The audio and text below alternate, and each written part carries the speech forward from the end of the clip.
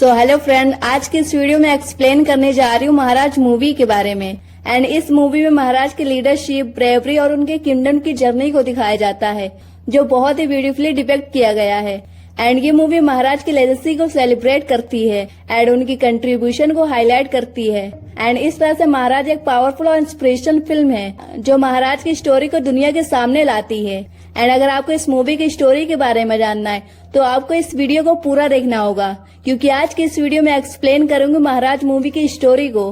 तो चलिए बिल्कुल भी आपका टाइम वेस्ट न करते हुए वीडियो को स्टार्ट करते हैं। तो इस मूवी की स्टार्टिंग में हमें दिखाया जाता है सन 1832 का वक्त, जहां पर वंडाल गांव में एक वैष्णव परिवार में मुलजी जीवराज के यहाँ उनके बेटे का जन्म होता है, जिसका नाम कृष्ण दास रखा जाता है। कृष्ण बहुत ही इंटेलिजेंट बच्चा होता है एंड जैसे जैसे वो बड़ा होता है उसके अनोखे और रोचक सवाल भी बढ़ते जाते हैं। कृष्ण बहुत ही शरारती बच्चा था एंड जब कृष्ण 10 साल का होता है तभी उसकी माँ उसे छोड़कर चली जाती हैं। कृष्ण के पिता दूसरी शादी कर लेते हैं एंड कृष्ण के मामा उसे गांव से अपने साथ लेकर जाते हैं। सो फ्रेंड्स, 8वीं शताब्दी में 7 द्वीपों से बना एक शहर बॉम्बे, जो अंग्रेज राजा को दहेज में मिला था एंड इसे राजा ने ईस्ट इंडिया कंपनी को 10 पाउंड सालाना की किराए पर दिया था।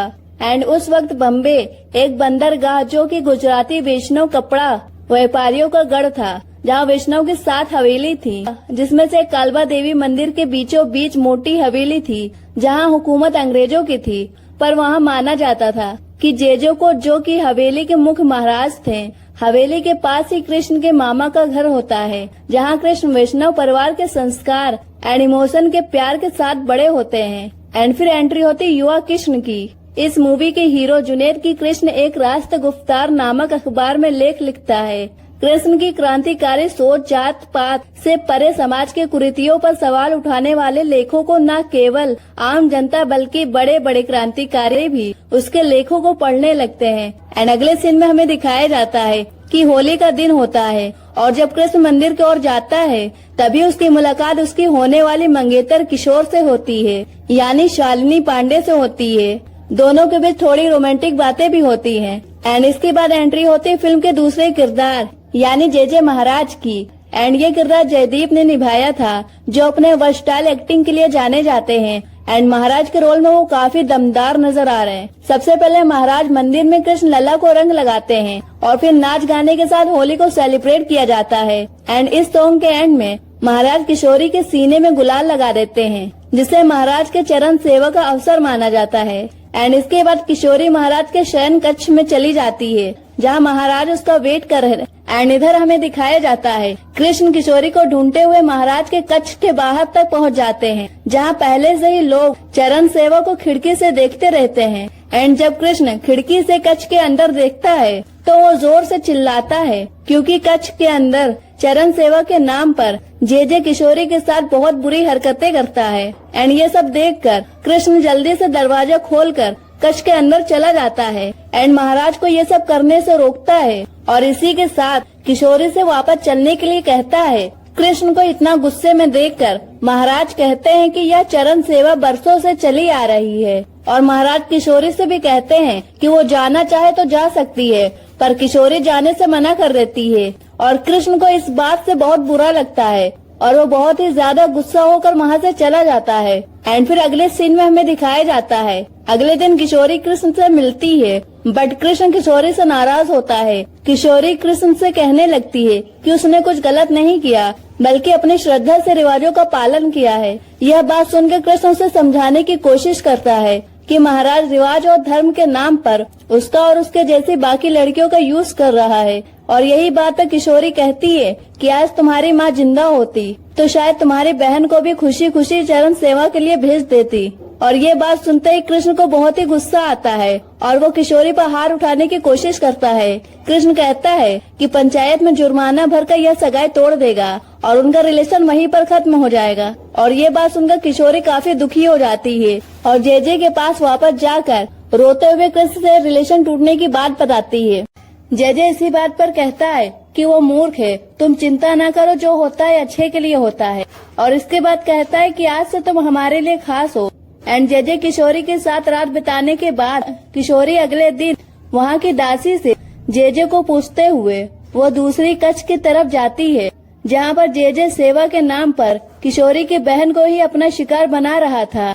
एंड ये सब देखने के बाद किशोरी दरवाजा खोलकर अपनी बहन को वहाँ से भगा देती है और ये सब देखने की वजह से उसे जे का असली रूप पता चल गया था कि वो किस तरह की परंपरा के नाम पर लड़कियों का फायदा उठाता है। एंड इसी के साथ वो अपनी बहन को घर लाकर उसे बताती है कि उसकी इस गलती की वजह से कृष्ण ने उससे रिलेशन तोड़ दिया है, जिसकी खबर किशोरी के माँ बाप को भी नहीं होती। किशोरी को लगता है कि उसने कृष्ण को हमेशा के लिए खो दिया है।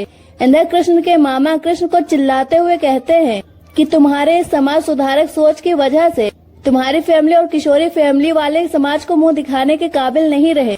एंड तभी उसकी भाभी किशोरी से शादी करने की बात करती हैं, लेकिन कृष्ण इससे साफ इनकार कर देता है और इसी बात पर दोनों मामा भांजे में तीखी बहस होने लगती है, जिसके चलते भाभो कृष्ण को घर से निकाल देती हैं। एंड कृष्ण घर छोड़कर चला जाता है। इंदर हवेली की प्रांगण में एक आदमी रोते हुए जे के पास आता है और जे महाराज से कहता है कि उसकी बहन लीलावती द्वारका में चरण सेवा के चलते पेट से है, वह जे के बच्चे की माँ बनने वाली है। एंड इस बात पर जे कहता है कि वो एक डॉक्टर को जानता है और तुम अपनी बहन लीलावती को उस डॉक्टर के पास ले जाकर बच्चे को मार डालो। और ये बात सुनकर लीलावती के भाई को बहुत ही गुस्सा आता है, लेकिन लीलावती उल्टे जे से माफी मांगते हुए बच्चे को जन्म देने की बात कहती है। एंड इसी के साथ जे लीलावती को एक प्रसाद का लड्डू खिलाकर दोनों को वहाँ से भेज देता है। एंड फिर अगले सीन में हमें दिखाया जाता है कि बाहर बारिश हो रही थी और कृष्ण रास्ते से गुजरते वक्त दोनों भाई बहन को देख लेता है। लीलावती की प्रेगनेंसी की वजह से उसकी हालत ठीक नहीं होती और ये सब देखकर कृष्ण मदद के लिए आगे आता है और लीलावती को हॉस्पिटल ले जाने के लिए एक हाथ गाड़ी का इंतजाम करता है और वो मदद के लिए घरों के दरवाजे को खटखटाता है, पर सभी अपने दरवाजे बंद कर लेते हैं। एंड फिर उसकी मुलाकात हवेली के ही लाल वांजी महाराज से होती है। वो उनसे इस घटना का जिक्र करते हैं और कृष्ण इसके खिलाफ आवाज उठाने की बात कहता है। लाल वांजी महाराज कृष्ण को बताते हैं कि ये हवेली ऐसे ही कितनों को निगल चुकी है। वो कहते हैं कि युद्धनाथ महाराज की वजह से हवेली में धन आया है, उनका संप्रदाय बहुत बड़ा है, लाखों लोग उनके साथ जुड़े हुए हैं एंड उनकी ताकत के सामने हमें झुकना ही पड़ता है।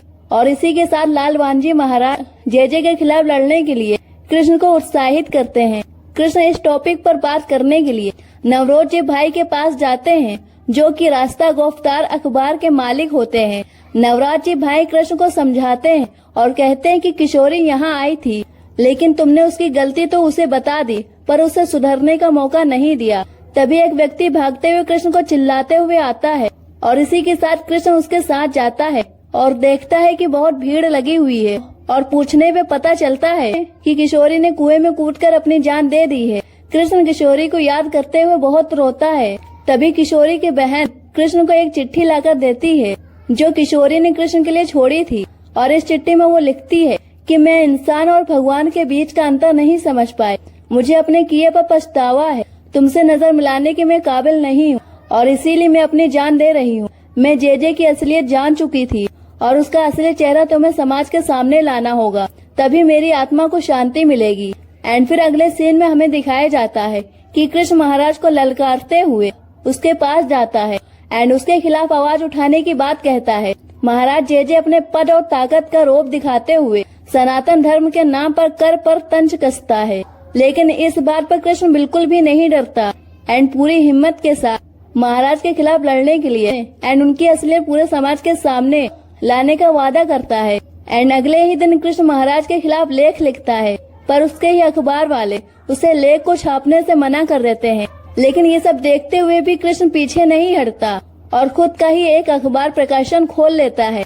कृष्ण अपने लेख की प्रतियां छाप है, लेकिन वो प्रतियां लोगों तक पहुंचने से पहले ही महाराज के आदमियों द्वारा जला दी जाती हैं। और इसी के साथ महाराज ये डिसीजन लेते हैं कि जब तक कृष्ण गिड़गिड़ाकर उनसे माफी नहीं मांग लेता तब तक मंगला दर्शन के लिए हवेली के दरवाजे बंद रहेंगे।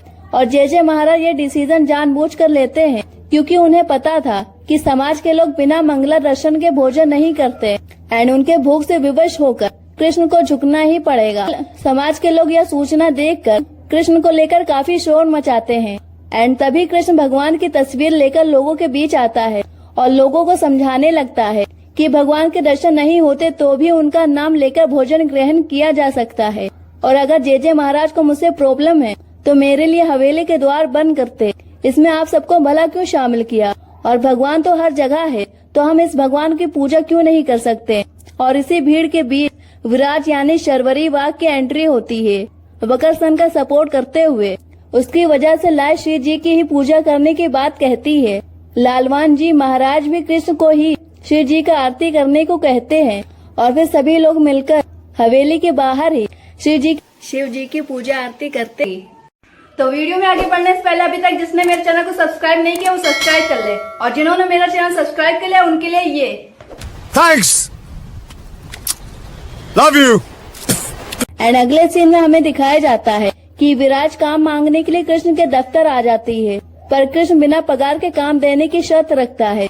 विराज मान जाती है और ड्यूटी ज्वाइन कर लेती है। इधर जेजे महाराज कृष्ण के पिता को बुलाकर कृष्ण के बारे में बताता है कि वो कैसे हवेली की परंपरा को भंग कर रहा है, और अगर कृष्ण नहीं रुका तो हवेली की परंपरा को बनाए रखने के लिए उसे जान से भी मार सकता हूँ। कृष्ण के पिता उसके दफ्तर पहुँच जाते हैं और जेजे महाराज से माफी मांगने के लिए कहते हैं, और इसी के साथ वो कृष्ण से कहते हैं कि अगर उसने ऐसा नहीं किया तो बाप बेटे का रिश्ता खत्म हो जाएगा। ऐसा कहकर वो वहाँ से चले जाते हैं।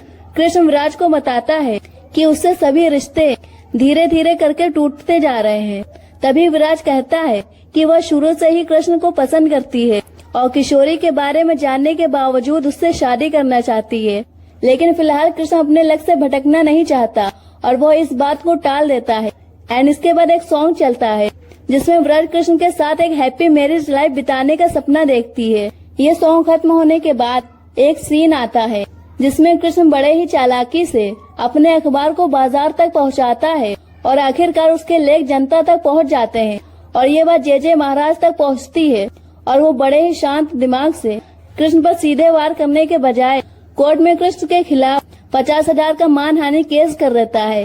अब कृष्ण के पास ना तो जेजे के खिलाफ कोई सबूत था और ना ही कोई गवाह और ना ही खोने के लिए कुछ होता है, और वो कहता है अगर केस हार भी गया तो वो जेल में ही जोजो के खिलाफ लिखेगा।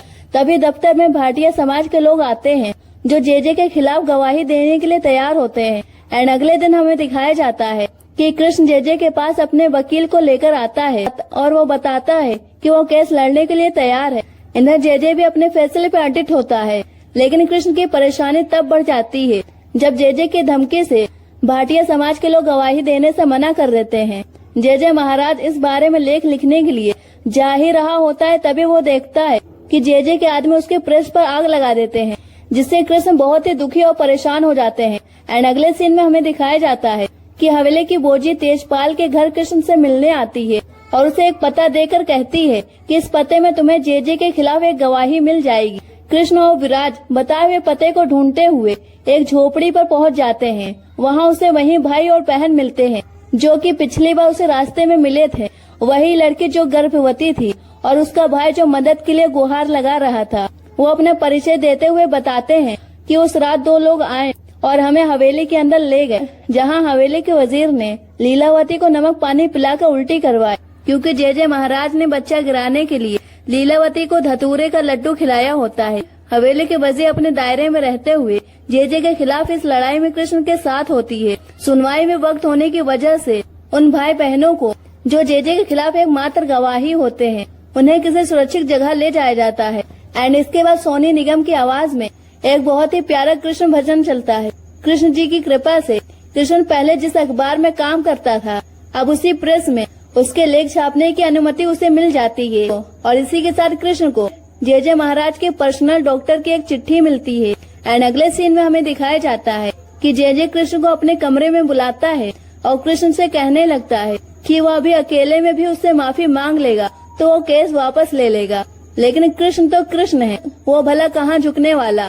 और इसी के साथ वो जेजे महाराज का ये प्रस्ताव ठुकरा देता है। लेकिन कृष्ण की परेशानी तब और बढ़ जाती है जब वो प्रेग्नेंट लीलावती को जेजे के कक्ष में देखता है और जेजे कृष्ण से कहता है कि उसने कल सुबह ही अपने ही खास नौकर के साथ उसकी शादी कराकर उसके बच्चे को उसके पिता का नाम दे दिया है। एंड उसके भाई के बारे में पूछे जाने पर जेजे कोई उचित जवाब नहीं देता। अब कृष्ण के पास केस लड़ने के लिए ना तो कोई गवाह होता और ना ही कोई सबूत। अब सुनवाई के दिन जेजे अपने पूरे ठाट बाट के साथ और समाज के लोगों द्वारा किए गए वेलकम के साथ कोर्ट में एंटर होता है। कोर्ट में जे महाराज ना तो कटघरे में जाते हैं और ना ही गीता पे हाथ रखकर कसम खाते हैं। वो अपने ही मंगाए शाही कुर्सी में बैठकर बात करते हैं। वकीलों को समझाने के बाद जे गीता की कसम खाता है और कार्यवाही शुरू हो जाती है। कटघरे में सबसे पहले जे के पर्सनल डॉक्टर को बुलाया जाता है। डॉक्टर बताते हैं कि ये रोग एक गुप्त रोग जिसे सिपल्स कहा जाता है, ये ग्रसित होता है। डॉक्टर बताते हैं कि ये रोग एक से ज्यादा महिलाओं से संबंध बनाने की वजह से होता है। डॉक्टर ने जे महाराज को ऐसा करने से मना भी किया था, लेकिन जे नहीं मानते और इसी के साथ डॉक्टर बताते हैं कि कुछ महिलाओं को उन्होंने उनके पास गर्भपात करने के लिए भी भेजा था, पर डॉक्टर ने उन्हें वापस भेज दिया। वकील द्वारा जे से इस बारे में पूछे जाने पर वो इन सभी बातों को घुमाकर डॉक्टर को ही गलत साबित करने की कोशिश करता है। फिर कटघरे में जे के पास नौकर को बुलाया जाता है, जिसकी शादी उसने गर्भवती महिला लीलावती से कराई होती है। वो कहता है कि लीलावती से मेरी शादी 7 महीने पहले से ही हो गई थी, उसके पेट में जो बच्चा है वो मेरा है। कृष्ण का वकील अदालत को यह बात बताता है कि ये झूठ बोल रहा है, लीलावती का रेप किया गया था एंड उसकी शादी जबरदस्ती उसके नौकर से कराई गई थी। तभी जे वकील को डराता है कि सोच समझ कर बोलो, बाहर हजारों की संख्या में उसके भक्त खड़े हैं और अगर उन्हें पता चल गया कि उनके भगवान पर लालछन लगाया जा रहा है तो वो उसे छोड़ेंगे नहीं। एक व्यक्ति कोर्ट में चल रहे मुख्य बातों को बाहर खड़े जे के भक्तों को बताते जाता है। अब कटघरे में कृष्ण को बुलाया जाता है। कृष्ण से उसका वकील चरण सेवा के बारे में पूछता है कि यह क्या होता है। कृष्ण इस बात पर कहता है कि इसका मतलब स्त्री से संबंध बनाना होता है और कुछ उचित मूल्य का भुगतान करके इस संबंध के दर्शन को खिड़की से भी देख सकते हैं। एंड इसके बाद जे परंपरा का नाम लेकर इसे चरण सेवा के द्वारा भक्तों को मोक्ष का अनुभव कराने का दावा करते हैं। एंड इसके बाद जे का वकील कृष्ण पर आरोप लगाता है कि वह जे के खिलाफ इसीलिए है क्योंकि वो नाम और पैसा चाहता है। एंड इसके बाद कृष्ण फिर अदालत को अपने बारे में, अपने रिस्पॉन्सिबिलिटी और उद्देश्यों के बारे में विस्तार से बताता है कि ऐसा कहीं भी लिखा नहीं है कि स्त्री की शादी से पहले किसी महाराज के पास सौंपा जाए। एंड इसी में जे महाराज और कृष्ण के बीच बहस होती है। कृष्ण कहता है कि ये लोग सीधे साधे अनपढ़ हैं और आप ज्ञानी होकर इनके भोलेपन का गलत फायदा उठाते हैं। कृष्ण अदालत के साथ साथ वहाँ बैठे समाज के लोगों को भी सही और गलत के भेद के बारे में बताता है और कहता है अगर इसके बावजूद इस लड़ाई में मेरा कोई साथ नहीं देता तो मैं अकेले ही लड़ाई जारी रखूंगा। तभी कृष्ण के भाव आगे आकर कृष्ण के साथ आने की हामी भरती हैं। एंड धीरे धीरे कोर्ट में सभी महिलाएं जे महाराज के खिलाफ गवाही देने के लिए आगे आती हैं। महिलाओं के साथ पुरुष भी अपनी बहू बेटियों के साथ जे महाराज के खिलाफ आगे आते हैं। एंड फिर अगले सीन में हमें दिखाया जाता है कि कोर्ट कृष्ण को महाराज के मान हानि के केस से बरी कर देती है और जे के खिलाफ क्रिमिनल चार्ज लगाने के बारे में विचार करती है। जे महाराज कोर्ट से बाहर आता है, बट इस बार लोगों की आंखों में श्रद्धा नहीं होती बल्कि गुस्सा होता है। तो फ्रेंड, इस लड़ाई की वजह से चरण सेवा जैसी प्रथाएं बंद हुई और ये साबित हुआ कि कानून से ऊपर कोई महाराज नहीं है। एंड इसी के साथ इस मूवी की एंड हो जाती है। आई होप कि आप लोगों को स्टोरी पसंद आई होगी।